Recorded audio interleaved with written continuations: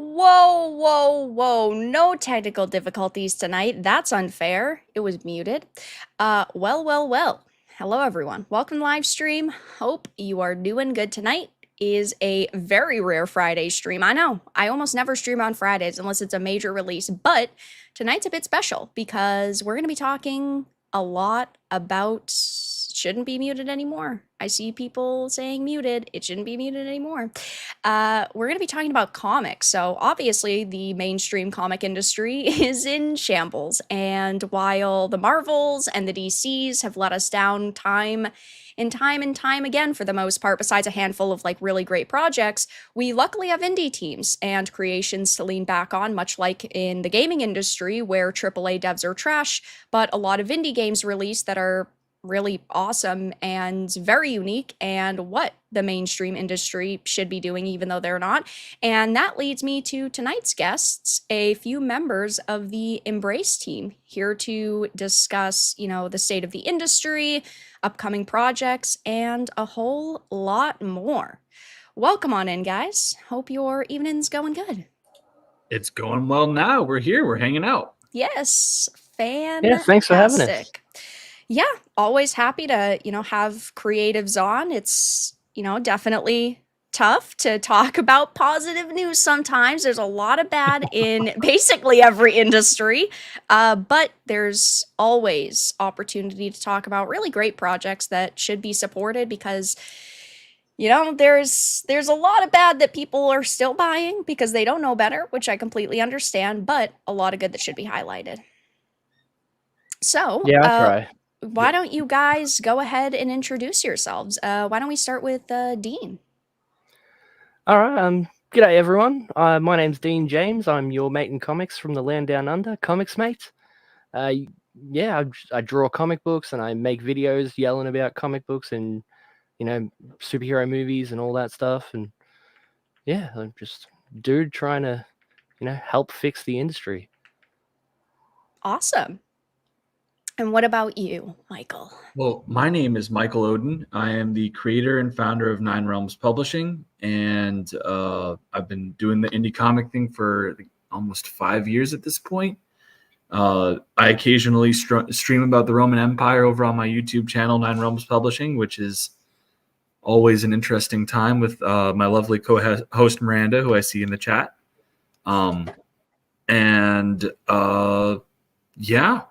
We're here to talk about some fun stuff this evening. Yeah. Some things Dean and I have been working on. Yeah, which is very exciting because as a lot of chat will probably see behind me, I've already got some of it. I did make a post a couple of weeks ago, guys, that I will find and link in chat. Also, really quickly, before we get into, discussing everything, all of the links are in the description and also the pinned comment. So if you're interested at all during the stream, it will be put into chat, but they are also in the description. Works for me. So, guys, the Embrace. Why don't we start off strong and you guys can tell us a little bit about your project? All right. So, man, you would think that I would have this just like completely on pat, having written this book for. Oh, goodness. It's been a long day, guys. All right. So The Embrace is a dark take on the superhero genre, kind of in the vein of The Crow by James O'Barr. Todd McFarlane and Robert Kirkman had a book called Haunt as well that kind of played into this. But it's a story about this guy, Clarence Griffin, who a year prior to the events of his story, his son, David, was murdered. In that time, there hasn't been a lot of evidence built up in the case, and the Alexandria Police Department is forced to close it. And so in this act of desperation, Clarence is about to take his own life when the ghost of his son, David, shows up. And when they reunite in a hug, he's given a gift of, if I can talk, goodness. It's all right. Take your time. We're not in a rush. Don't worry. I know. We're like completely nosediving. He is given a vision of what happened that night through his son's eyes. And when he comes to, he's in a super suit powered by his son's ghost. So together they are this spectral hero, the Embrace, bringing his son's killers to justice. As David and Clarence are also, getting a chance to be this superhero. Clarence is also getting a chance to heal from his grief. And so that's kind of what we're doing with this story. And this is our second chapter in a 5-6 issue miniseries. And it's pretty fantastic. And I'll let Dean take over because he has been pretty instrumental in how we've upped the game. I mean, obviously I've done the script writing, but his art is really taking off in this book. Yeah. Well, thanks, man. But yeah, as Odin said, it's a superhero suit made of ghosts. It's the first one has a lot of that, the heart and soul, and the first, we've been told many times that the first 8 pages or so is really gut wrenching. It really gets you attached to these characters because of how tragic it is, and what happened to David, who is the little kid, is terrible. Yeah. But everything after that is really fun and exciting, and especially in book 2, it's just action-packed wall to wall. I made an agreement with Odin after we finished the first one that I didn't want to have to draw Clarence all sad and everything over and over again, and then I just wanted to draw the embrace. And so book 2 is just full, packed to the brim action from start to finish. I think there's one conversation that goes for 2 pages in the entire book. Yeah, I think that for Clarence, I think that's accurate. There are some other people that show up in the book, and we get to flesh them out. But in terms of embrace Clarence scenes, there is 1 scene of Clarence, two scenes of Clarence. Yeah, 2. But it's a super suit made of ghosts. It's a spooky superhero unlike anything you've ever seen. Yeah, honestly, I've already given a little review online, but I thoroughly enjoyed the Embrace one. Obviously I haven't gotten to read number 2 yet. I will eventually here. I promise, guys, and I'll give you my review. But I see chat already, saying that they are super interested so far. What were your inspirations coming up for this story? Oh man. So there are two main things that kind of fueled the Embrace, where, there was the stuff I was going through in my own life, and then there was the story that inspired David and Clarence. So when I was first coming up with this, I was going through a custody fight. And when you're going into that, especially as a dad, pretty much everything's telling you that you're in a losing battle. Yeah. And so a lot of the emotion and everything like that was fueled by the fear of losing my kid and all of that. And I'm very fortunate that's not how it went.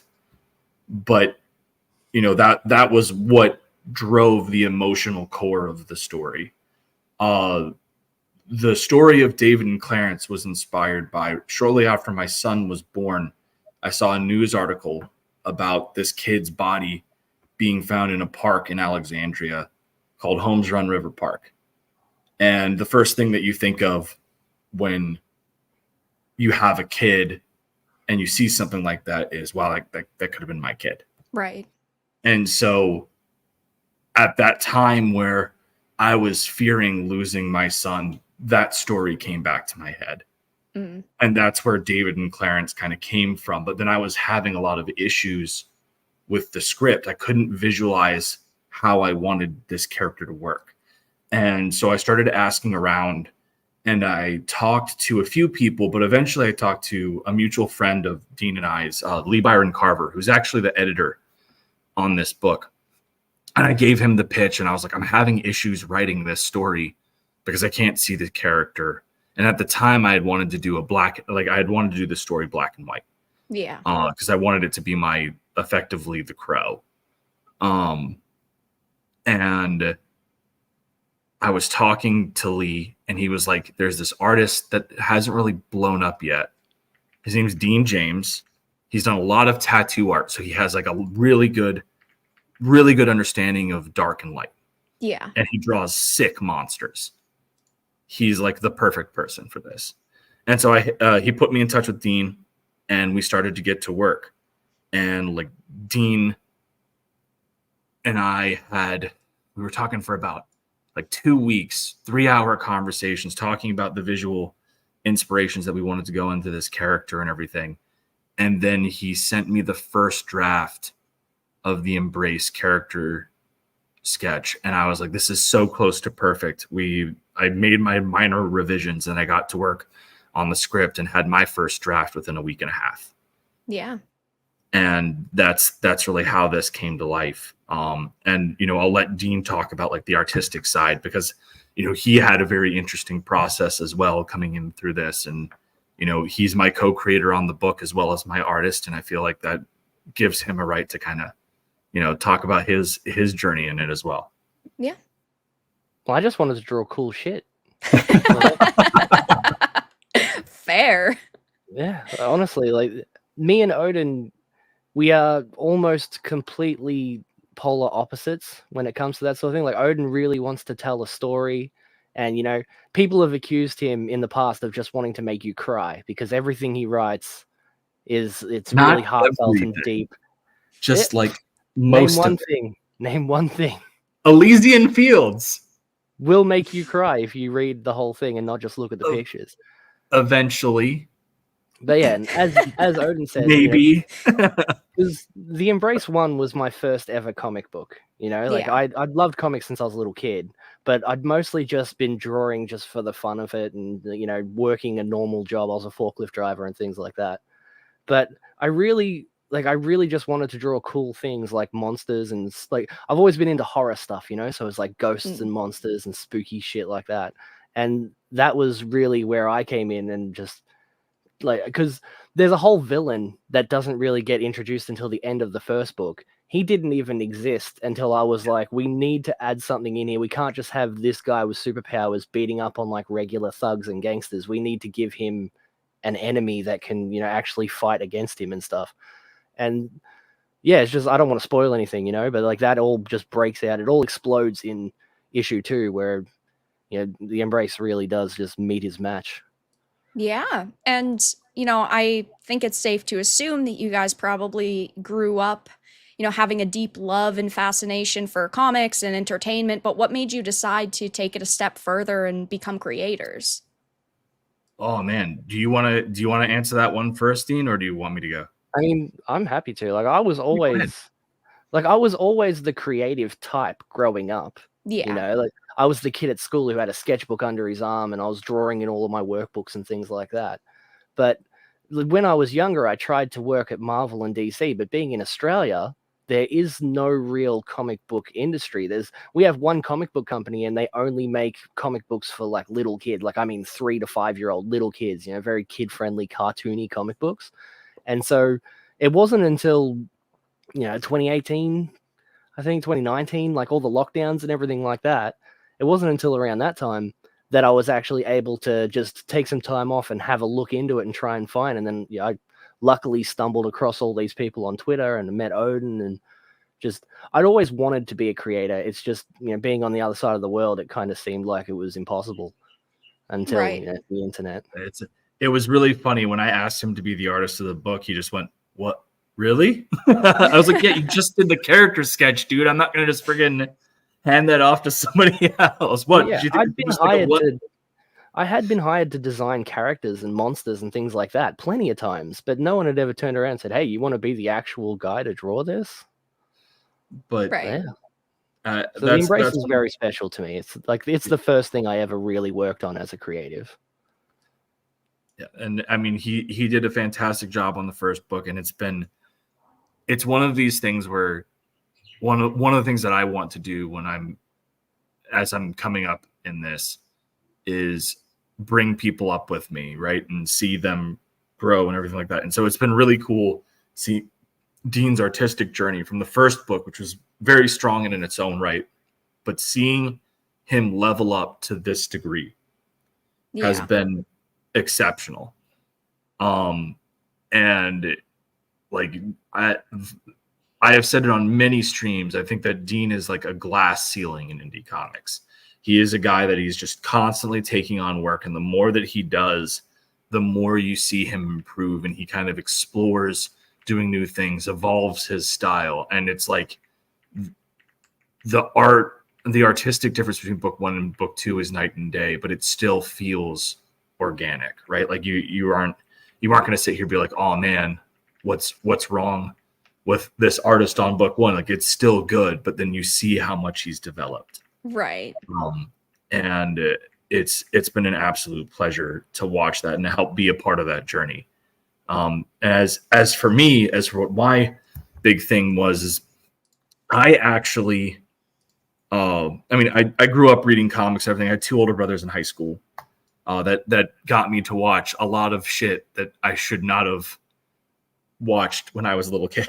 Like, most little kid, like, I was watching like X-Men the animated series, Batman the animated series, stuff like that. But I was also watching things like Predator and Spawn the animated series and stuff like that, where it was like my brothers were like, my dad would be deployed, my mom was in grad school, so like they were watching me like, well, we don't want to watch little kid crap all the time. We're in, one of them is a senior in high school, the other one's a junior, a sophomore, and so they're like, yeah, fuck it, we're gonna watch this because this is what we want to watch. And I ended up watching a lot of things I probably shouldn't have.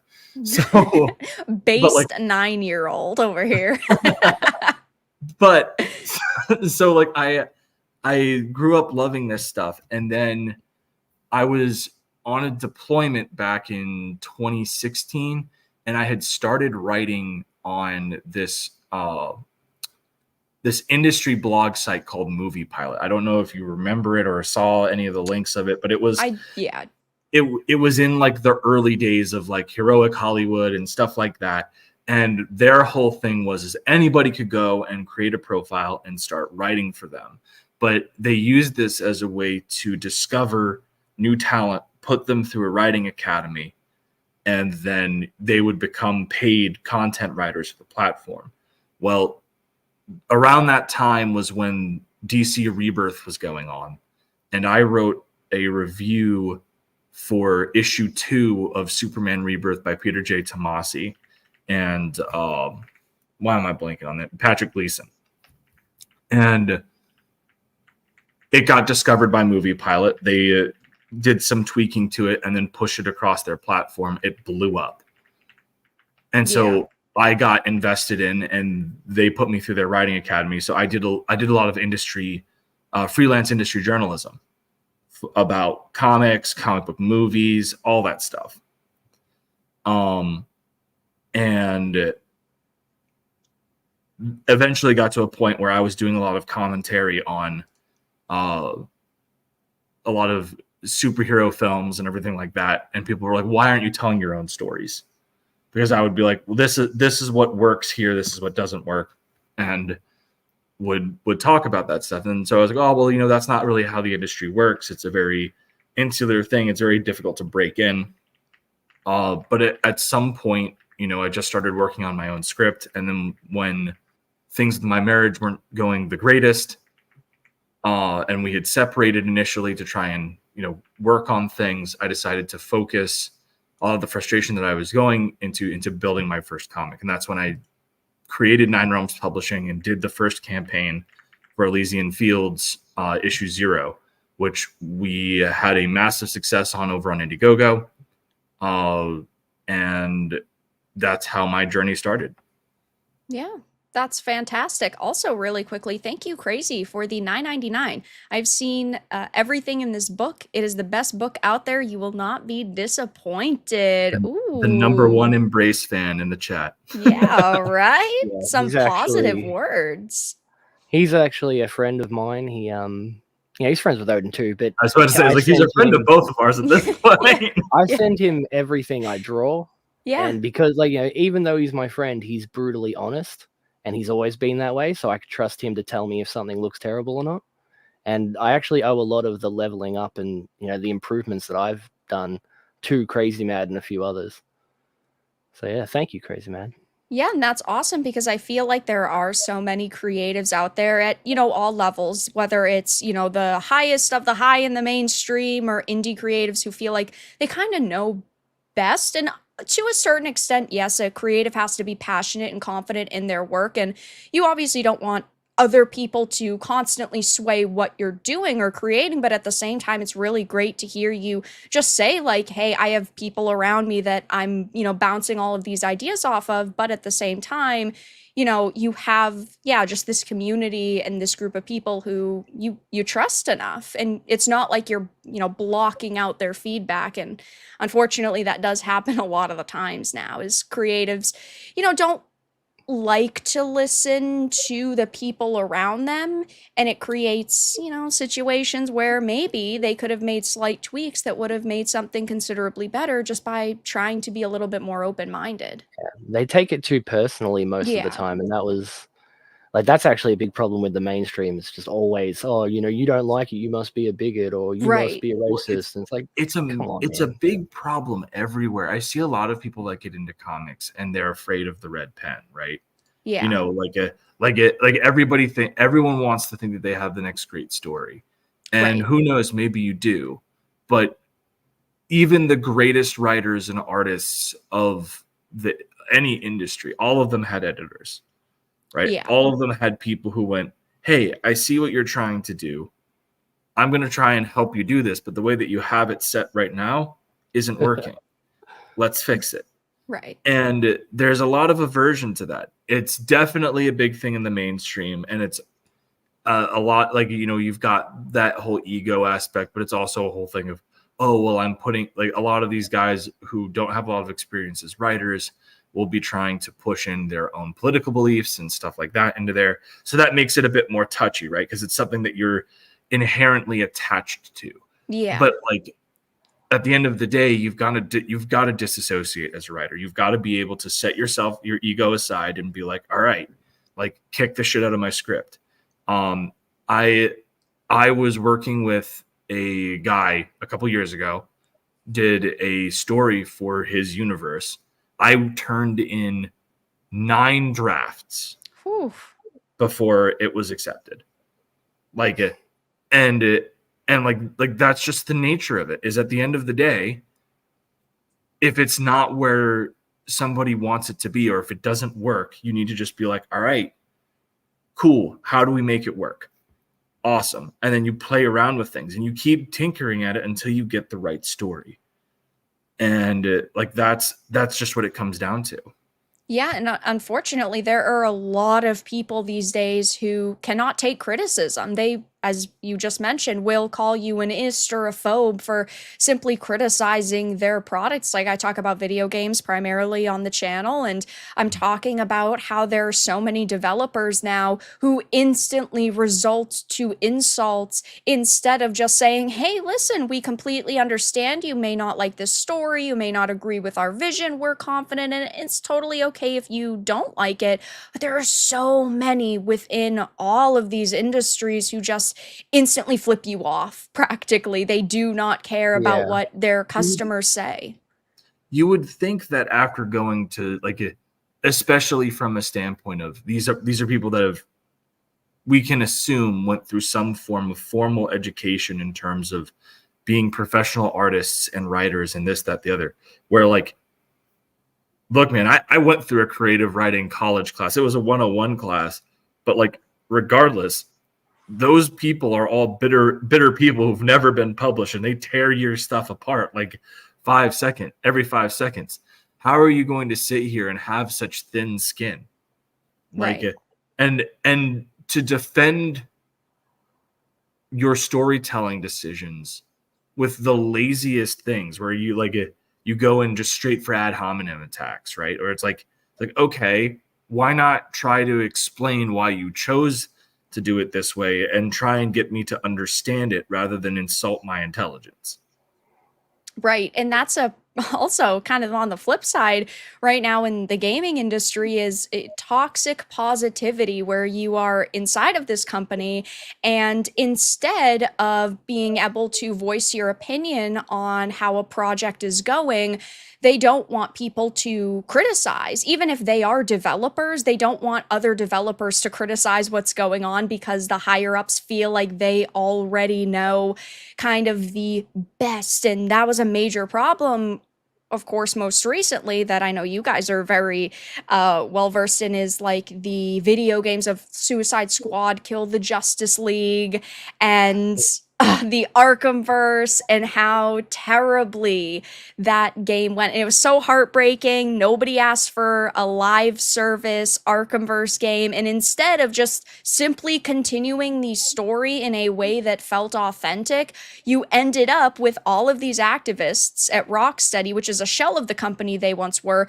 completely spitting on the legacy of these characters and also the fans. So how do you guys feel about that situation? I can't stand it, honestly. Like, I've made multiple videos about Suicide Squad Kill the Justice League on my channel. I went through it all. The sheer disrespect to Kevin Conroy. It breaks my heart. Every one of these DLC characters, like the weird twink Joker and the like non-binary lesbian Mr. Freeze, like what the hell are they thinking over there? Honestly. Yep. As you can see on screen, Rocksteady confirms Suicide Squad Kill the Justice League to introduce a gender-swapped Mrs. Freeze. Well, excuse me, actually, a gender-swapped lesbian Mrs. Freeze. And you also have, most recently, the race-swapped Zoe Lawton, who, of course, is a, quote, ethical thief and a communist. Like, these are not the characters that people want. It's funny because they're announcing this, but there's also I was fairly certain that they also announced that they were ending support to this game here within the next FY as well. I thought I read about that. Yeah, I think this character's the last one, Odin. So that's not totally confirmed because initially when the game launched, they said they were doing 5 rounds of DLC characters, and they haven't said that that's canceled, but they've only got 6 months left. And according to the rumors, the next one is Deadshot, and then the one after that is Batman.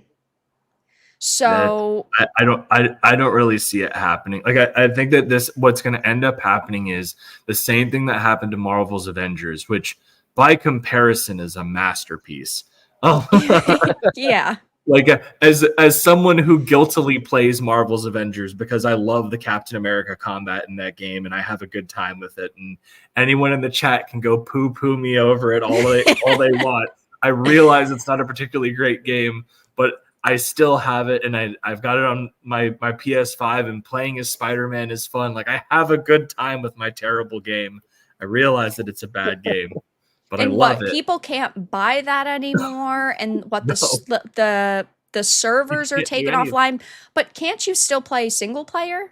Yeah, you can. Yeah, I was gonna say, I thought you still could. Like that. So like I still do that from time to time. I love that game. It's a guilty pleasure for me, but like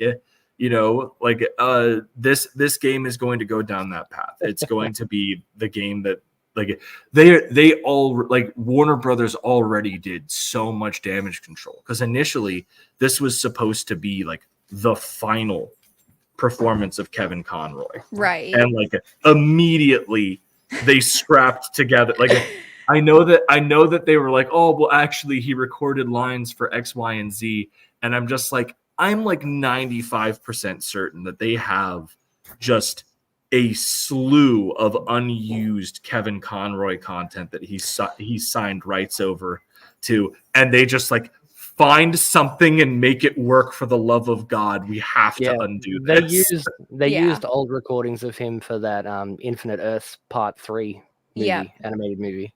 That is true, but I think that's why people were speculating, and it's not totally 100% confirmed yet, but it does definitely seem like they wanted the last DLC character to be Batman, and it's basically that's how you find out that the Suicide Squad you kill in the game are not the real the Justice League you kill in the Suicide Squad game at the beginning of it, they are not the real Justice League, and like he actually is back as normal Batman.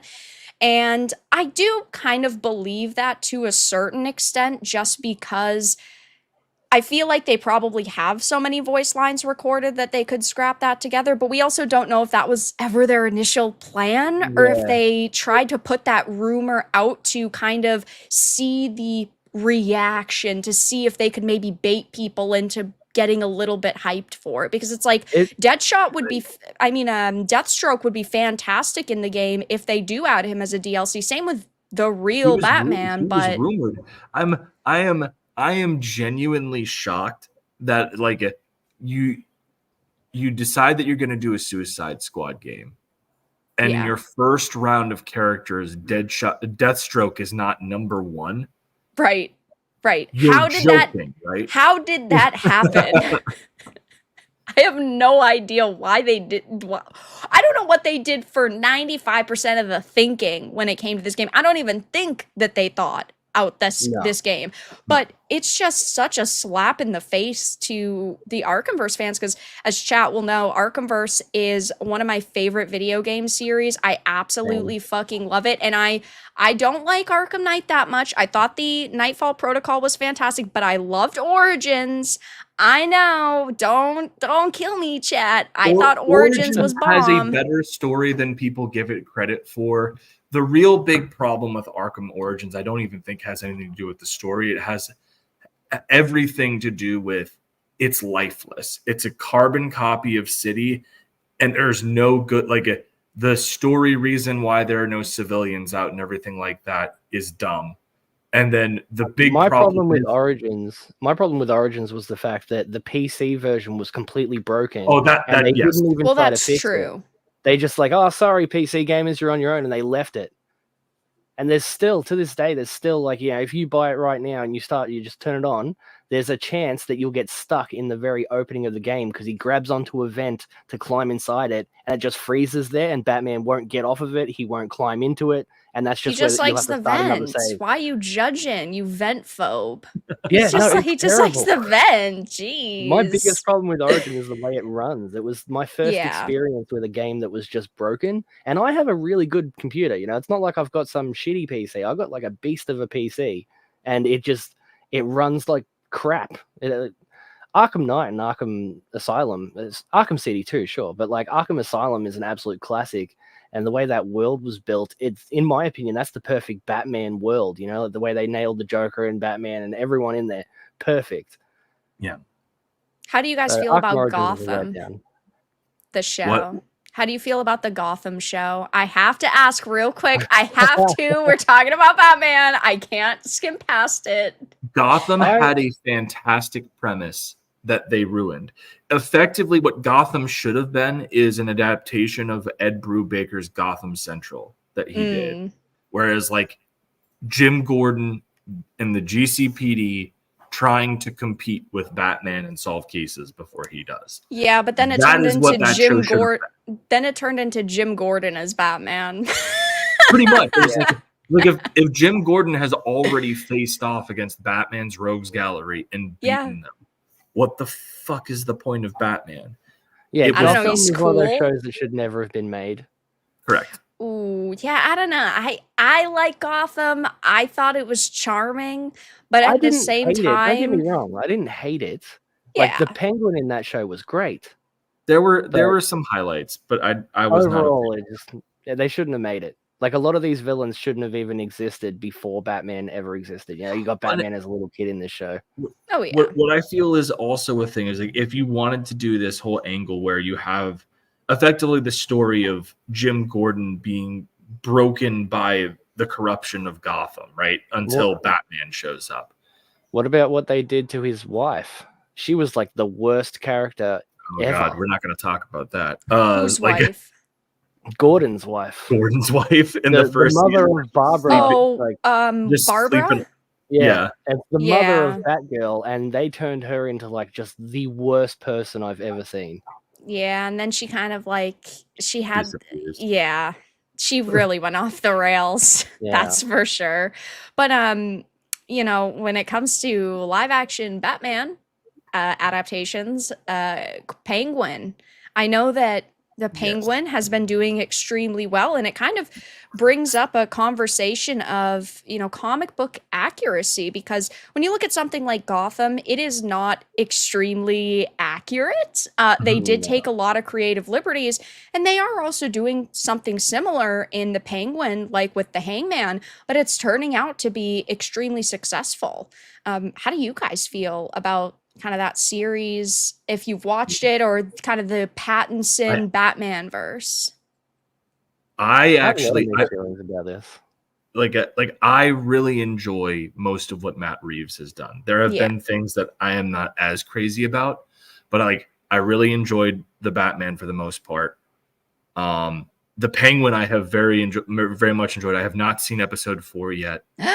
Whoa. Yeah, I know everyone's telling me that it's fan. You fake fan. It's not even that. I have been so busy.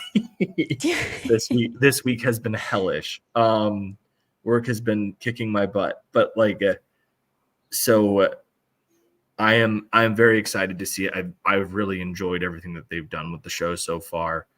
Well, episode 4 is the weakest of the lot. I'm not going to lie. I feel like episode 3 was the weakest. Now, really? I would say episode 4 because there's no penguin in it at all. Well, and true. Episode 4 was it's an episode where they really deviated from not the source material per se, but the characters themselves. I agree, but I think it was extremely. Falcone is supposed to be a psychopath. She's supposed to be evil. Yeah. And now in this episode 4, they established that she wasn't actually evil. She was framed, and she was never really evil. And even after she started to kill some people, she's actually the victim of misogyny, and all the men in her family don't give a crap about her. She's just striking back. It's definitely the weakest one out of the lot. I do for certain agree that I personally am not the biggest fan with the direction that they've taken, this iteration of Sophia Falcone / the Hangman in.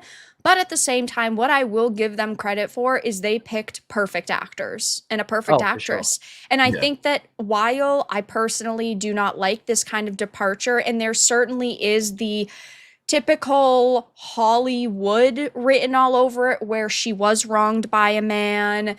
They have kind of the posters and all of the messaging in episode, I think it was 2, where they call the Falcones fascists. That undertone of modern day Hollywood is there, but where it is still well executed. And a big reason why I personally like it is because it all leads back to the Penguin creating his antagonist. He created the villain that is now coming after him. So you've got this villain versus villain, but I'm glad that they've kind of established this, and it's not just, he's kind of like this villain that you want to always root for because he was wronged in the world, because now they've established him as a villain. He's not just the guy you kind of want to root for. And I was worried that they were going to take it in that direction. Well, I was one of the best shows going around right now. Yeah. And I was actually not worried about that because Colin Farrell himself has been it's really funny having people come up to me and be like, absolute cinema. Colin Farrell's been yeah, everyone's talking about how they're rooting for me and everything. And we'll see how they're feeling after episode 8. And I was just oh man, Vic is gonna die. I can tell. Probably, but the real thing is how is Vic going to die? And it's absolutely going to be Penguin sets him up as a fall guy. It's gonna be rough. Yeah. Let's take a moment to appreciate the Penguins the makeup and special effects they've got on Colin Farrell, because that is it's all practical. There is no special effects. Yeah. That's straight up a fat suit and makeup and everything like that, and you would never be able to tell unless you were looking really hard at his profile line. I thought that was interesting. Oh, go ahead. Sorry, it has pores on the skin. It looks so real. Yeah. Even after finding out it was Colin Farrell, I was like, really? And I'm Googling it to have a look at it properly. It's such a good work on him. Yeah, and I don't know if I could imagine at this point anybody else doing that same caliber of work in the suit, just because I feel like a lot of the times you have the fat suits and a lot of the prosthetics, but you lose a lot of the actor's emotion. Yeah. And that's why I personally don't typically like that direction. But I also thought that it was kind of interesting that usually when there's fat suits and actors in these fat suits, people go insane and are so triggered over that, but that hasn't happened with the Penguin. Actually, I did see a little bit of that on Did Twitter. you? No, there is actively people who are going, I actually haven't seen it. They're like, you should have, like, why haven't you cast a fat actor? It's fat phobic, and someone even called it racist. It has not been near as prevalent, but it is absolutely there, and it is finally somewhat getting headlines. But it's just like, it's a whole thing of everyone just goes that you guys are being ridiculous, right? So yeah, I'm enjoying the Penguin. I know a lot of other people are too, and I just really hope that all of these projects, because I know that they had in talks to do a kind of Gotham PD, which is literally basically just going to be Gotham in the works. Like, they wanted to do that. They also wanted to do an independent, like, Arkham Asylum series, I believe it was. I don't know if that one's still happening. Yeah, I don't know either, but one of those two projects got axed. I can't remember which one it is, but and then they were talking about a Riddler Year One. I think that was a just comic. Right. That was a comic done by Paul Dano, and it's actually pretty good. Yeah. So there was also talks about that potentially becoming some kind of adaptation. I'm worried that it's starting to branch off too much. Like, oh, you got part 2, you've got Penguin season 2, you've got this, you've got that. I don't think that that's going to happen specifically because James Gunn has made it like very clear that like he's definitely willing to allow like Elseworld stuff, which is like, you know, this Reeves verse is effectively an Elseworld tale now under new management. But Gunn's a smart guy from what I can tell. He understands what happens with brand dilution, and at the end of the day, he still has to cement his version of Batman and expand on that Batman's universe within his new structure over with the DCU. And that's going to be the next big hurdle after Superman. And that's assuming Superman has to do well. Yeah. It's really in a position. I think Dean and I were talking about this either this morning or yesterday or something like that. But like Superman is in a position where, because of everything surrounding it, that movie has to be a home run in order to justify the continuation of DC. It's great. It needs to be great. Otherwise, it's going to fail. Correct. And I do not like that costume. Like the color and everything, I don't like that costume. I don't even think that it's going to be the costume that he's in for the rest of the franchise. Like there's been enough images of that costume getting some severe battle damage. I think that by the end of the movie, he's going to be in a classic Superman suit. I mean, we just got revealed Crypto, and I love it. I genuinely think that James Gunn is a person that just cares about this. I love that he went and made the DC logo the classic one that it was back through like the 70s, 80s, and 90s. I saw the Christopher Reeve documentary, which was like gut-wrenchingly good, and they did the first show of the new DCU logo where it's got the DC logo and then it flips over and has the iconic Superman breaking the chains from the Golden Age. And I was like, okay, that's sweet. I like that. Like he's making some very smart decisions. And I know that there's been a lot of controversy over the set photos, and some people are really happy with them. Some people really aren't. I think that it's a whole thing of the guy has delivered some pretty fantastic films in his career, especially over at Marvel. It's like I want to see how the trailer looks, and then it's going to be like how that trailer looks is going to define how the box office run goes.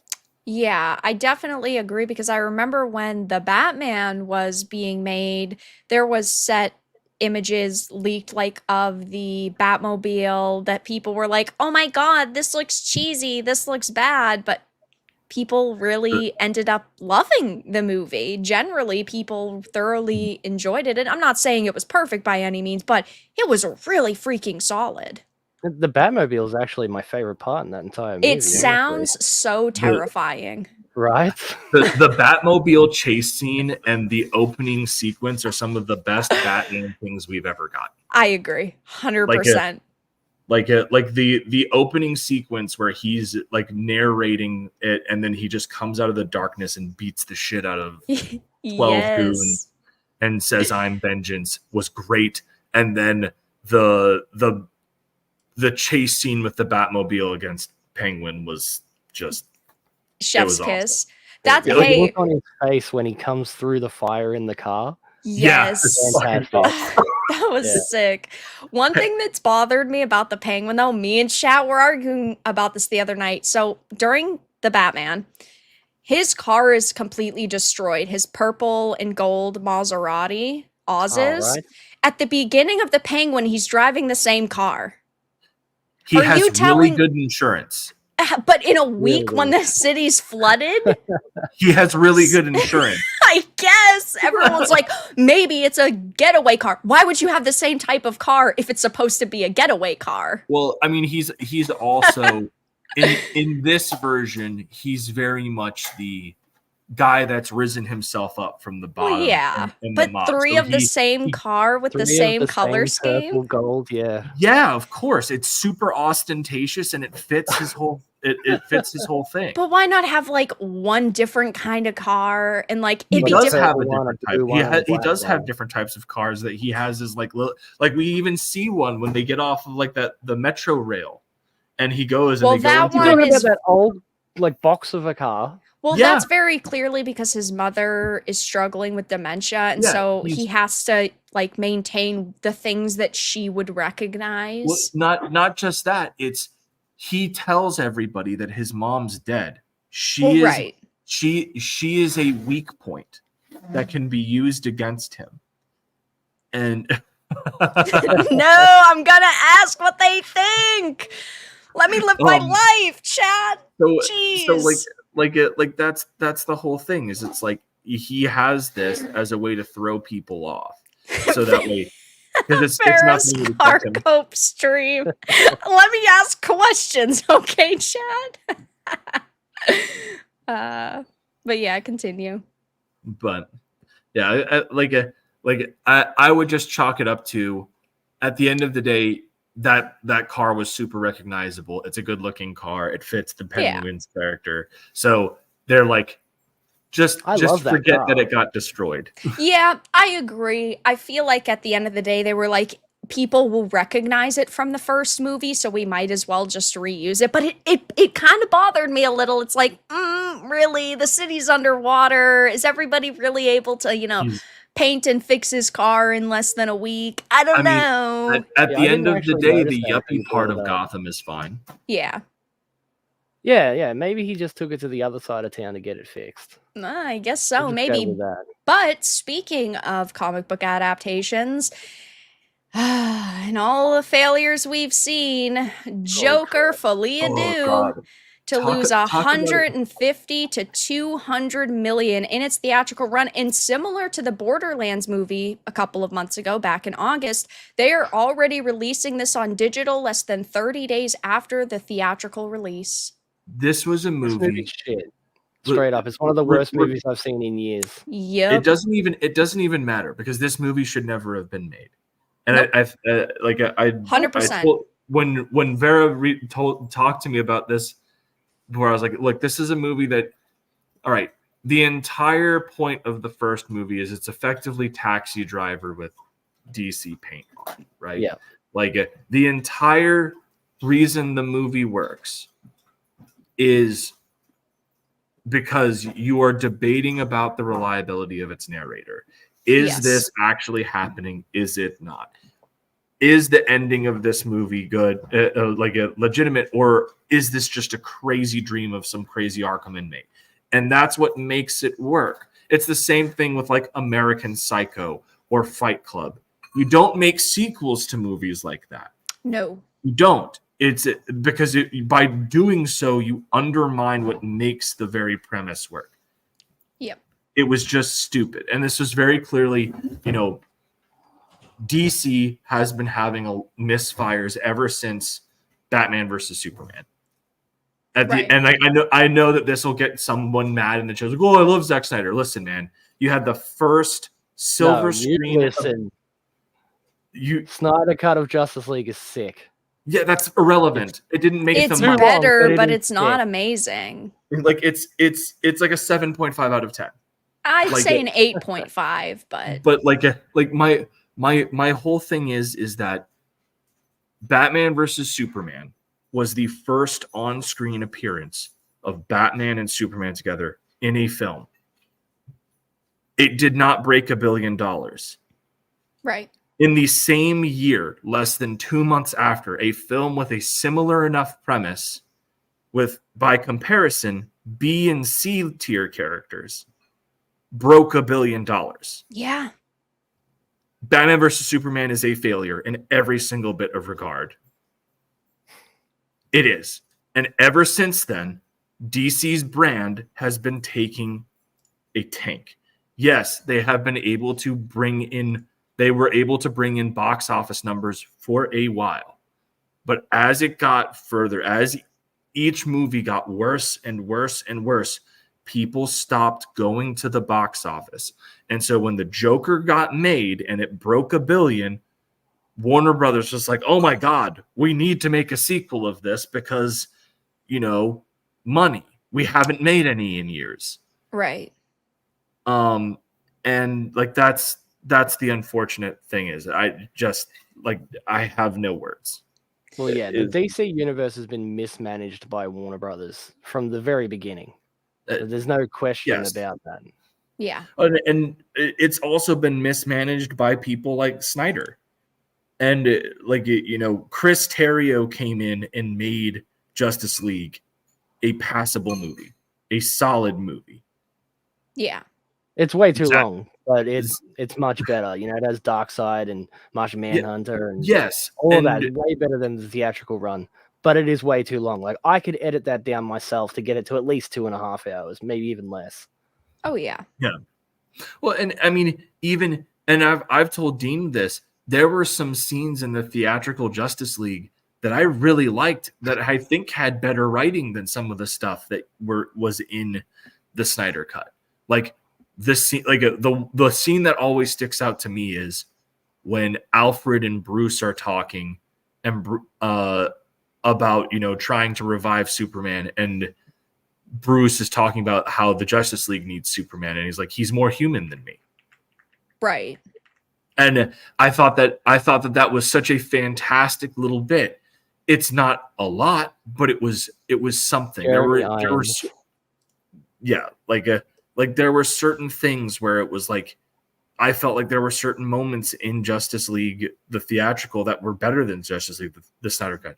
Right. Obviously, the Snyder Cut is a better movie. It has a cohesive vision that was created with the intent to be what it is. And there isn't anybody coming in to try and change it at its core. And that's ultimately why Justice League's the film failed. Right. But yeah. I feel like my problem with the Joker 2 is I know a lot of people have been trying to say like, oh, you know what? When it comes to this movie, the ending, spoiler alert for anyone who doesn't already know, it actually means that he wasn't the real Joker. Then why establish in the first movie that he's meeting Bruce Wayne and he's obsessed with the Waynes?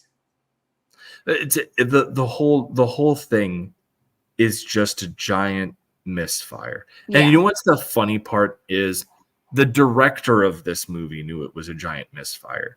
Right. He intentionally never met with with any of the creative teams over at DC when this film was under production. He did not consult with anybody. He literally was like, okay, fine, give me the money to make this movie, and then I'm going to do it. And I am not one to go poo-poo at musicals, right? Like I grew up in a household where my mom worked at the Kennedy Center. I got to watch a lot of musicals growing up. I like musicals. Right. This is there was a way I think you probably could have done it. Yeah. But this isn't it. Right. Like I've said this already in, other streams and other content. I did not hate the musical angle, but I felt that it should have been condensed to like 3 primary songs or musical numbers. One at the beginning, one in the middle, or unless I think that this should have been the plot, is that the courtroom scene should have been halfway through the movie, and then the other half of the movie was just him and Harley causing complete chaos throughout Gotham and like messing up Gotham. That's my biggest problem with the movie. Yeah. Is like the whole thing is just this court scene, and Joker does nothing throughout the entire thing. Even in the trailer, you see him hit the judge in the head with a hammer. That's just a little quick fantasy. That doesn't even really happen. Right. That would have been such a cool moment if that was not just a dream. But it was, and they put a lot of good moments that people would have wanted to see. It's like the whole entire trailer was a bait and switch. And that's so sad to me because we knew that there was going to be elements of like mind fuckery and but the problem is that they clearly kind of show you which is the truth and which is not, and that's what made Joker 1 really special, was you never knew what was real or what was not until the very end, and then you still had questions. Yeah, well, there was a whole thing with the first Joker movie, they wanted to have Joaquin Phoenix cut his face like Heath Ledger's Joker. Like, well, Chris Nolan prevented that from happening because he was That's what I was getting at. Right. Christopher Nolan straight up said no, and he was like, we're not doing that. There's no way you're doing that, blah, blah, blah, blah.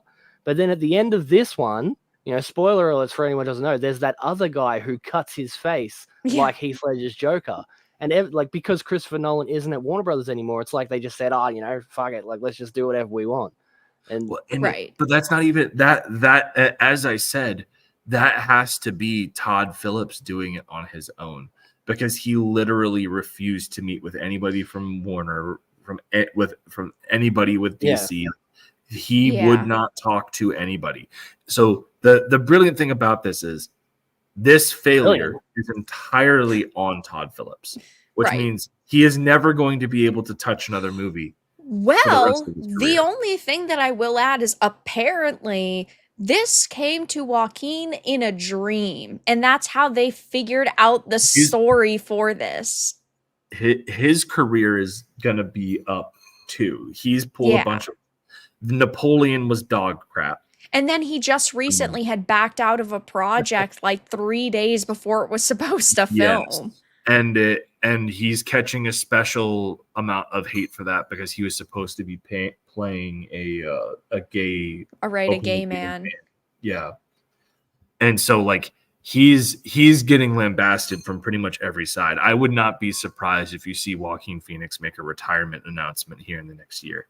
Yeah, it's tough because I think that he is very talented, and sure, part of it is probably his agents are just picking mediocre projects, and then there's other times where it's the writer's fault that things fail, and then there's just times where he clearly has a lot of influence on these projects, but he says, I want things to be my way, or I don't want to work with you.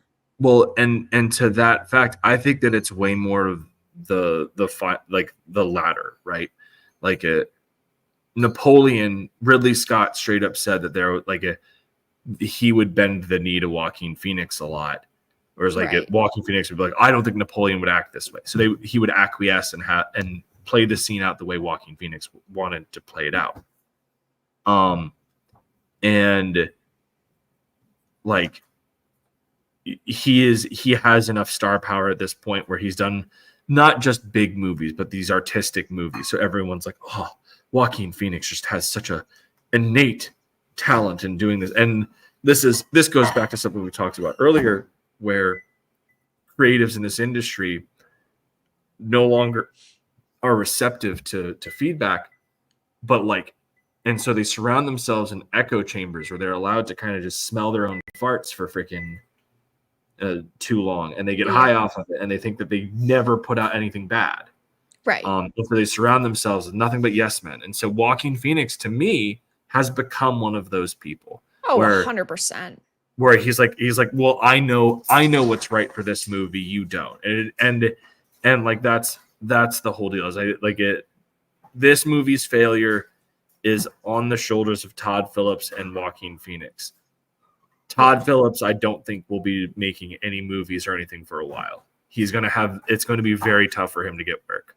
I agree, because apparently he was having the problems with Warner Brothers, and he's had problems in the past with other production companies, and it just seems that he is the type of person that, in my opinion, would do something to spite a company. And to me, it almost felt like Joker 2. He did everything in the way he did it to spite them, to make them more angry, and to prove that he had some level of power. Yeah, I would agree with that. Yeah.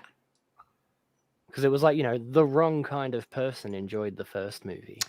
Well, he did try to say that that wasn't his intention, and he wasn't trying to do anything to basically own the chuds, right? He wasn't trying to make a movie that people were going to hate, but it's hard to believe, in my opinion. No, I don't buy that for a second, because it's so different, it's such a deviation away from what the first movie was, that you had to have done that deliberately. There's no way that you didn't. Either you're just a complete idiot. Yeah, 100%. And that also, it just shows how much of a divide there is right now between the creatives and the fans. And we saw that happen a lot when the last phase of the MCU ended, and you had the Brie Larsons, and now of course you still have the Brie Larsons and these actors and actresses who feel like they know what is best for their character and in these movies, and they basically hate anybody who disagrees with them. Well, yeah, I don't even like calling them creatives at all, because I don't either, but creatives. Yeah, I always refer to them as activists masquerading as creatives. Yeah, 100%. Because they really care more about the message or their own political things, and they never really care about the actual character of whatever it is there. Because this doesn't refer to Joker. There's a lot of Marvel movies and stuff where they did the same thing. Marvel, yes, ever since Endgame. Okay.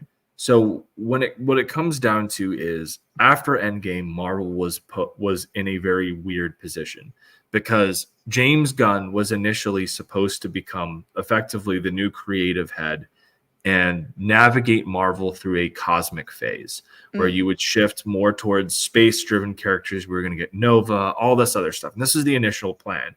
And then the whole controversy with James Gunn happened. He got fired, then he got brought back, and under the condition that he was allowed to do Guardians of the Galaxy 3 the way that he wanted to do it, and that would be his swan song, and then he'd dip out. And then the complete failure of Kang, so they had to, because he was supposed to be the big bad, he was supposed to be the next Thanos, but nobody gave a shit about him. Correct. Well, and then you add in the fact that Jonathan Majors had what happened to him, but from a writing standpoint, what ended up happening is, people got into the writing room and got control over, and I hate to say it like this, but the brand of Marvel, and got rid of all of the people who cared. We have it on record. This isn't even speculation, but there was an interview with the producer of Black Panther 2, Wakanda Forever, that straight up, this guy says that they used it as a litmus test to keep people out of the writer's room if they said that they had read any Black Panther comic. That's just terrible. So that was the mentality, and that's been the mentality over at Marvel until very recently.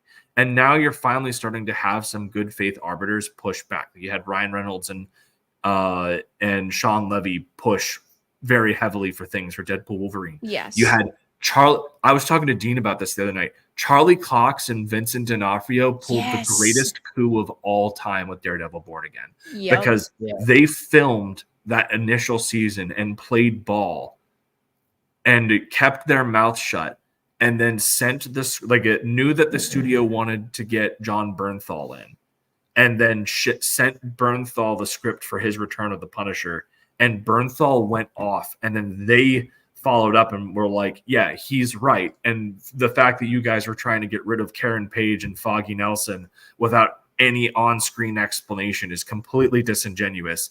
And then the entire creative team from that show got scrapped. They scrapped everything that had been filmed previously, and they started from scratch rewrote the entire thing, new writers, new directors. Mm-hmm. And now we've gotten some looks at, like, they did the D23 trailer, which looks sick. There was the leaked footage, which Gene and I did finally get to see, is fantastic.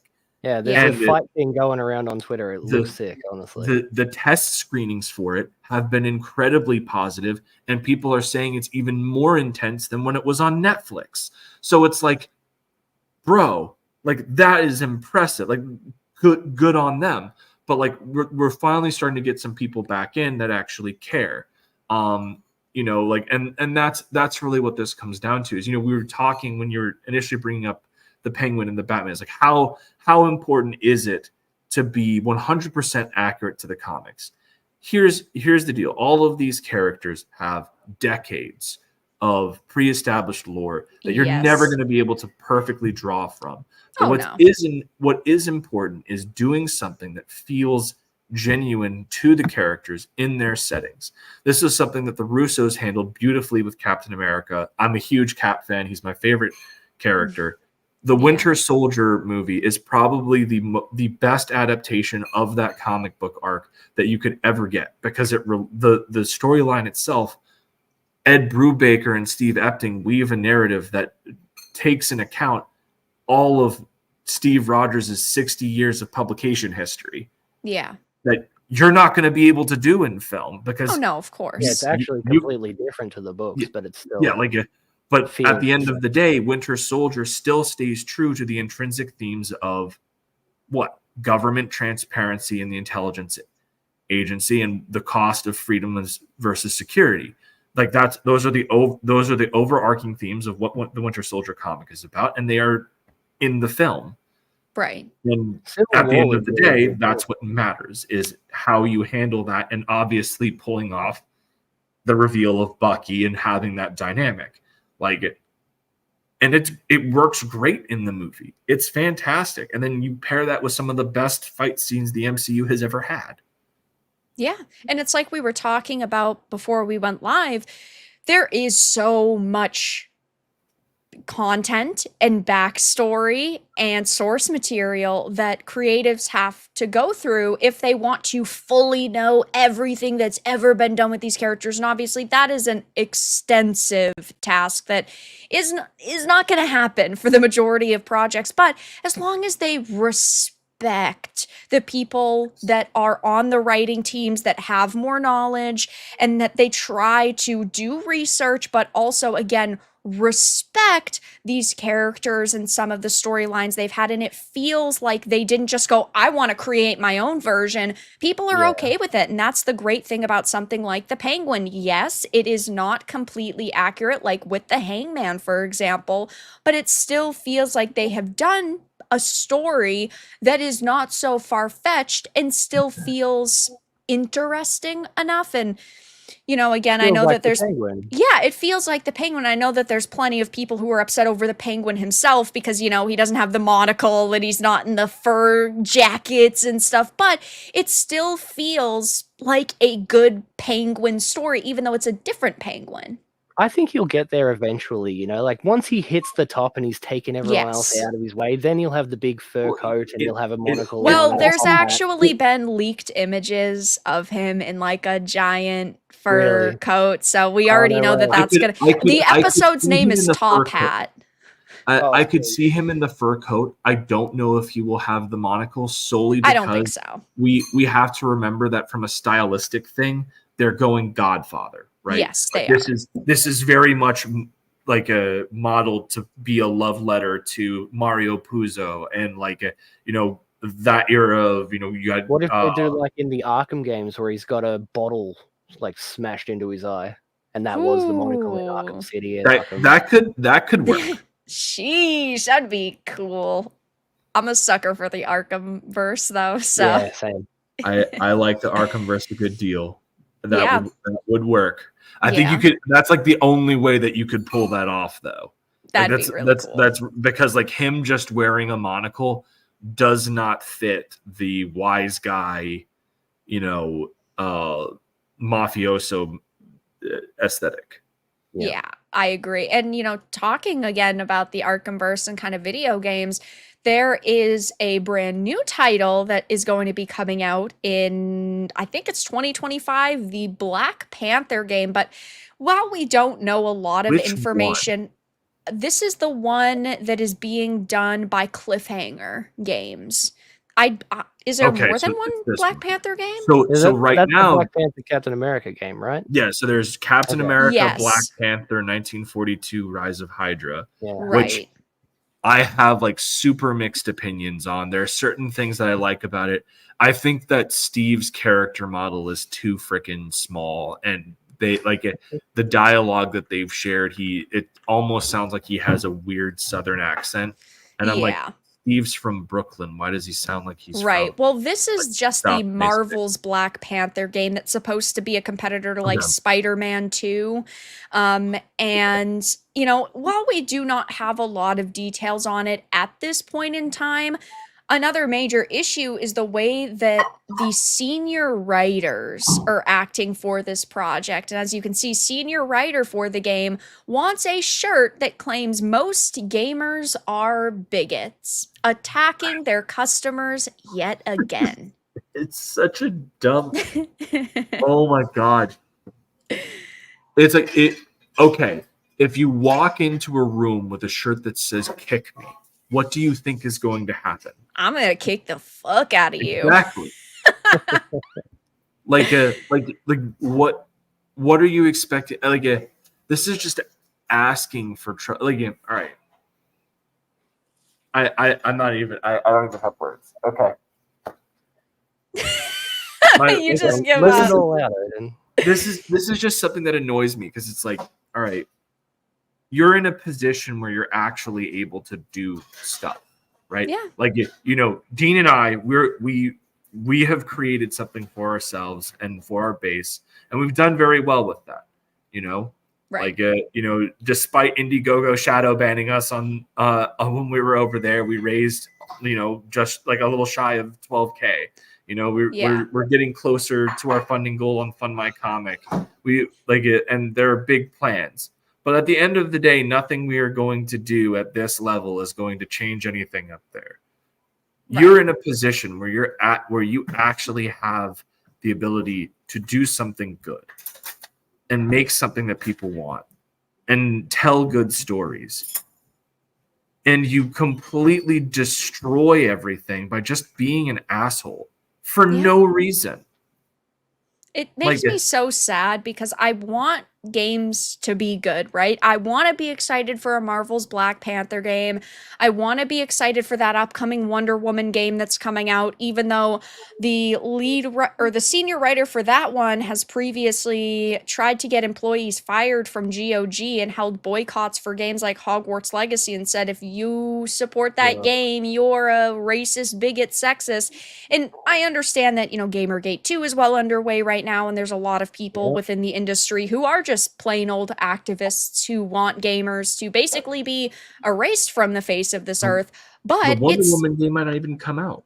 Yeah, I honestly do not know how that game is going to come out because it's already in dev hell. But this Black Panther game, we also don't have a lot of information on it, so this could also get canceled. But let's say, for argument's sake, they do both come out. They're not going to do extremely well. It's like Spider-Man 2. We saw the kind of boycott effect take place. I mean, Spider-Man 1 did really great, and then Spider-Man 2 came out, and it still sold relatively well, but nowhere near the numbers that the first game did, because they had activists, because they made changes to content, because they said if you don't like it, don't buy it. And how do they think that this is going to be a strategy for success? You're telling people you hate them. Yeah, word of mouth is a powerful thing, and it only takes one person to play it and see for themselves. Yep. That's how it goes. Like, and that's at the end of the day, in this industry specifically, you're in a consumer market, so the court of public opinion is the most important thing. Yeah, gamers run all of that. Like that. If you're going to sit there and piss in everybody's Cheerios, don't expect them to eat it. Right. No, see, that's why they hate gamers so much, because they were able to take over the comic book industry and stuff like that, and nobody knew what was going on. But as soon as they tried it with video games, gamers are super organized. So all of a sudden, we had all these lists, and you had like Brutus doing the Sweet Baby Ink Detected and all of that stuff. Like they can't get their foot in the door. We see it straight away. And we tell everybody. It's also a cost thing, Dean. Like, think about it like this: how much does it cost to get a comic book? $5 to $20, $25, depending on how big the comic is. Anywhere between $4 to $10 for a book at an LCS, right? Oh, just like a floppy, sure. Yeah, like how much does it cost to get a AAA game? In Australia, they're like $120 sometimes. Yeah, so like right now, the gaming price it used to be $60 in the US. It has now gone up to $70. Yep. All right. So it's $70 to purchase a game, which means people are like being much more careful and selective about what they buy. So if they buy something and they spend $70 on it for the dev team to literally piss down their throats, that's you have now wasted $100 of my time. Yeah. I want that back. And the fact of the matter is that it's not like you can go and take a game back to GameStop or any of these other stores and return it for full value. Most of them are like, oh well, here's what store credit or something. Yeah, right. Exactly. So you get completely screwed. Whereas in the comic book industry, you're never going to be able to return a comic you don't buy. But at the end of the day, if you lost $5, whatever. Yeah. Just not going to go buy another issue of that run again. You go buy another thing, and that's the other thing is that there's like so many. If you're a Spider-Man fan, there are like 10 Spider-Man books out at any given time. Right. Oh, man, this one Spider-Man run sucks. Okay, well, there's Ultimate Spider-Man that's being done by Hickman, which is great. I'll just buy that. Yeah. Yeah. You don't have that in games. And that's what it comes down to. It's way harder to infiltrate that because the dollar means more. Oh, yeah. I mean, everything is too expensive right now. But with video games, you're 100% correct. There are new video games that release every day, every week, every month, every year. And when you are charging $70, and in some cases, look at Ubisoft, they want $130 for some editions of their games.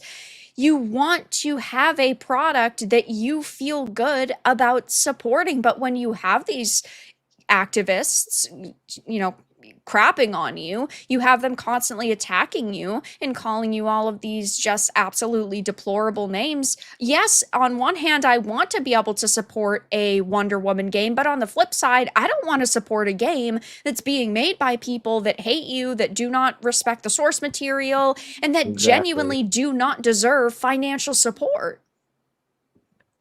And no, that's exactly right. That's what it is you go and you put your money behind what you want, and at the end of the day, if they're making it impossible for you to want something, then you just don't get it. Yeah. Or you wait until it's on like an obscene sale where you're only paying like $10 for it just to be like, was this actually any good? Right, the bargain bin. Yeah. it's so true. PCs used to be it was easier for us to avoid all of that shit, because even if the game came out and there was crap in it, you could just mod it out, you can just get rid of it. Like my Spider-Man game has none of like the pride flags or anything in it because it was just obnoxious and annoying. But these days, like even right now, it happens every other week. You see that like Nexus Mods is banning mods and banning the users who make these mods. Just they're talking about removing. Someone made the new Silent Hill 2 remake. Someone made Angela look prettier. Yep, and they want to remove it. They're talking about removing it. And it's like, but all they did was just change one of the characters' faces. What's the problem? I'm surprised that Konami allowed that, like, didn't push back the release on Silent Hill 2 and allow them to undo some of the silly decisions done in the game. I was so hyped for that game until I actually saw it. I was like, oh yeah, this is going to be great. It's one of my favorite games from when I was a kid. And then as like the more I saw as it came out, I didn't even end up buying it. Like maybe when it's all sale. And that's another thing where I feel like if you're doing a remake of a game like that, you need to really justify why you're going to charge full price, because everyone's already like, everyone knows the story. It's been out for like what 30 years at this point. Yeah. Well, right, and that it becomes extremely hard because it's like I live streamed a full playthrough, I reviewed it, and I'm much harsher with my scores when it comes to remakes. But I'm getting sick and tired of remakes because, like, I love Silent Hill 2. I wanted them to do a good job, but we see the changes that they made, and they bloated the game so that it could be longer. And then you get remakes like the Resident Evil remakes, and while they are good for the most part, there are still changes and there is still censorship. And Yeah, of they course, take any out censor missions and things. yeah, any censorship, in my opinion, of course, is too much censorship. And it just sucks to see, because if you're remaking a game, but yet you say there's offensive content that needs to be altered, or like, oh, you need to change it so there's no panty shots, why not just make a new game if the content is so offensive? It's ridiculous, because it, at the end of the day, just comes down to a company wanting more money, but it's so disrespectful to those original creatives and also the original fans. Yeah, 100%. Yeah. I would agree with that. Yeah. Really quickly, though, I do see a couple. Zayd Comics, thank you for the 5. Great to see Dean and Mike on. Vara, you got to make it so people can redirect their streams to yours. I think I have that on. Unless you have to, I think maybe you actually have to enter the account manually. I'm not sure, but I will look into it. And yes, back the embrace, guys. The links are in the chat and in the description. Check them out. Sora, thank you for the 2. Just want to say hi, Vara and guest. Hello. Thank you for the support. And Clint, thank you for the 2. You're modding your copy of the game hurts me somehow. Yeah, that's what they love to, that's how they love to act. That's what they love to say. Like, oh my gosh, you can't have this mod. It's okay when there's mods being put on the site that they support, that the activists running Nexus mods support, but not when it's simply making a character slightly skinnier or slightly bustier, which is so soy. Especially if it's a single player game, you should be able to play it any way you want to, you know? Yeah, completely. It's not affecting anybody else. Nobody else has to see it. Why the hell are they... Like, it's a big nothing burger, and they're trying to pretend like it somehow ruins everything for everybody. Right. It's just you bullshit. have game artists who are sick of this whole trend as well, because they'll be like, I just want to draw pretty people. Yeah, why is that an issue? Why is that not okay? Right. Why can't I just draw the attractive lady that I want to draw? Exactly. Did you see the creators of Dragon Quest II, like the directors or whoever they were talking about how they have to appease like this weird cult in America and stuff, and that's why they censored Dragon Quest II? That doesn't show. Did you hear that? Do you mean the Dragon Quest III HD remake? It was a Dragon Quest III remake? That's recent. Remake, yeah. Yeah, that's the recent one. Yeah. Yeah. He basically said that he didn't, accept and okay the changes that they've made in the remake, and he thinks it's ridiculous that basically they're pandering to the West and, certain groups of sensitive snowflakes, to, put it plainly. Yeah. Both the Chinese and the Japanese have a term for that is effectively equates to like a liberal progressive activist, and it's like a negative connotation. Like both of them have a word for it. Like it's kind of crazy. Yeah. You got to do what you got to do, honestly. Protect your art as an artist, like protect your artistic vision, because it's bullshit. Like these people they're not, like as I said earlier, they're activists masquerading as creatives. Yeah, they're not creative. They don't have any real imagination outside of their own like political bubble, and so they want you to adhere to all of their lessons and all of their, what's the word I'm looking for? It's like their dogma. It's like they decide what is and what isn't okay, and that's just. It'll be the death of like art as a whole if we let them take over everything. Everything will just end up being the same, and it's. Where's the fun? There's a part of me that's glad that it's gotten to this point, though, because I remember back when this was starting, I remember getting into an argument with somebody about the Black Widow movie, and I was like, they ruined Taskmaster. I thought that Taskmaster was okay. I was like, Taskmaster is garbage. And the fact of the matter is, better character in the cartoons and everything. Honestly, I was like, the only reason why you are saying this is because you have no frame of reference. And what is unfortunate is if they had just made the character like he was in the books, we would both be happy right now. You would have had no issues with comic book Taskmaster, and then I would be happy. And now they have made this character unrecognizable, and so I'm pissed off And I can't have a good conversation with you because you just think I'm an asshole because you have no frame of reference. But if they had just done it right, we'd both be happy right now. Yeah. Well, welcome to this side of the path, man. Like, I've been called a racist and a bigot and stuff so many times over the last 10 years, it doesn't even matter anymore. Yeah, I completely agree. I get called it every single day, and it doesn't faze me anymore. Yeah, no. Dr. Rhino? Yes, Dr. Rhino. Thank you for the collab. 2. Would love to do a small collab one day. Hey, I mean, I'm always open to do stuff. Maybe. I guess we'll see. So guys, why don't we wrap up this stream with you telling us, your plans for Embrace, other series and content you've got going on. Yeah. And giving us, a little bit more information on your work. So Dean, do you want to go first? Sure. Yeah, man. If you don't want to, that's cool. I'll let you go first because we have the Embrace too, but I have other stuff coming up next year as well. So all right, yeah. Well, the Embrace will be a series. It'll be like 5 or 6 issues long, and then that'll be the end of it. Like, it is a contained story by the end. But outside of the Embrace series, that'll be coming out over the next few years, like 5 to 10 years, maybe, depending on how long it takes us to get it all done. Max 6. I'm going to try and have an issue written per year. But yeah, outside of that, like, I'm always doing commissions and things like that. Like, go follow me on Twitter, subscribe to my YouTube channel. It's pretty dead at the moment. Like, I haven't been doing anything on YouTube because I'm working on these pages, and it takes a long time to draw, Yeah. But I'm not giving up on the channel. Like, I will be returning there one day. Dean threw the gauntlet down at me and said, "Write whatever you want in the second book. I can draw anything." And now I'm making him regret those words. I stand by that. I do regret while I'm drawing it. I'm like, why did I say that? But I stand by it. It's getting drawn. All right, everything's being done. I know. You sent me some progress pictures. It's looking good. Yeah, and Arthur in the chat says, "I hate wokeness." Me too, man. Me too. Yeah. Honestly. Yep. True.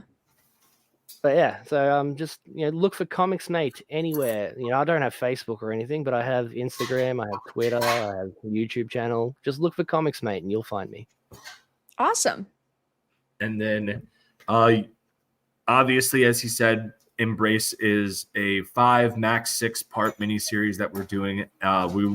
We're also looking at expanding out the universe and doing some smaller stories there. Dean actually already has one where the script is written. He worked with our friend Lee on it. It's really good. Probably going to do an anthology for that at some point next year. We're talking about it. But my next big project after this is we're doing this Fund My Comic, and then we've got a Kickstarter coming up towards the end of November because I am not touching the election season with a 50-foot pole. I would literally rather get a lobotomy than have to deal with that. So we're just going to wait towards the end of the month and do it for like the end of the year. But in March of next year, I am going to be doing Elysian Fields Reborn, which is the reboot of my original series. I think I sent you a copy of it. You have the preview book though, which has the new, which is all the new stuff. I hope you enjoyed that. I did, yes. So that's a whole other series where it's like at its simplest form it's Mortal Kombat with heroes of mythology. All of the gods of the dead from respective cultures bring together teams of epic champions from their respective cultural mythologies to fight on their behalf in a tournament in the underworld. Winner becomes the next Lord of the Underworld for a millennium. There's a question that's been asked multiple times in the chat, but we haven't what is it? Who's your favorite superhero? Like, who are your favorite heroes in stories? Okay. My favorite superhero is Captain America. True and fair. Good choice. And so I did actually see him ask this question at the beginning. So comic book story, it would be a tie between Burden of Dreams and the New Deal Marvel Knights arc of Cap, which if you have never read, you absolutely need to. It is criminally underrated and has John Cassidy drawing Cap, and it's beautiful. Yeah. Yeah. in terms of movies, I don't think we'll get a better Captain America movie than Winter Soldier. It is right. Probably not. Yeah, I agree with that. But yeah, my favorites are Batman, Spider-Man, and Spawn. And honestly, the Court of Owls, Hush, or Yes. Deadly Duo when it comes to Batman. With Spawn, it's the City of 1,000 Clowns, which is just, it's like issue 133 and 134. Like, it's not a big story, but it's one of my favorite comic books of all time. And Spider-Man, just go with Todd McFarlane's entire run. Like, I've got a big book of it on my shelf. It's fantastic. Yeah, I mean, Chad already knows it's Batman, and a little bit more Batman, so. Yeah, Batman's my guy. I'm pretty biased. I love Batman. It's pretty great. But yeah, if you guys have anything else you would like to shill, quickly talk about, feel free. You know what? If we could play the trailer for the campaign, solely because our friend Good Stuff did the trailer, it's absolutely fantastic, and I think that it's a good way to send people out. That's what I was thinking too. I figured we'd wait till the end. For anything too. So if you guys have anything that you ever want a trailer for, Good Stuff will do one super cheap. He's good. Yes, he has very good rates, and he's fast, and he's really freaking good. Awesome. Guys, let me know if you can hear this. Can you hear that? No, you I think you don't have the shared audio on yet. Hold on one second. I have to figure. I literally don't even know how to do that. I thought that it was right there under the. So when you do your present and you do share screen, you gotta make sure that also share tab audio is clicked. Yeah. I thought that it was. Share screen, also share tab audio. It said that it was. Well, hopefully now. There it goes. Cool. All right. Awesome. I'm new to this streaming thing.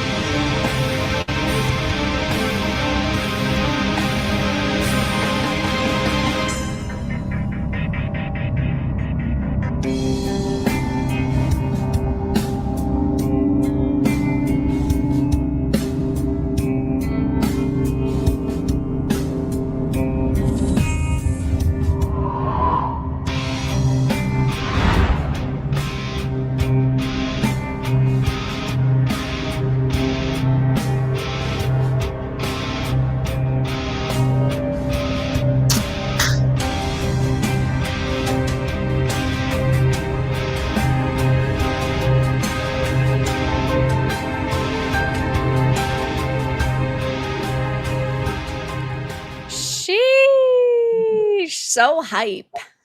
Yes, very good time. Absolutely fantastic. And yeah, don't worry, you won't get copyright claim for that. That's copyright free. it's a copyright free song. Who cares about a little copyright every now and again?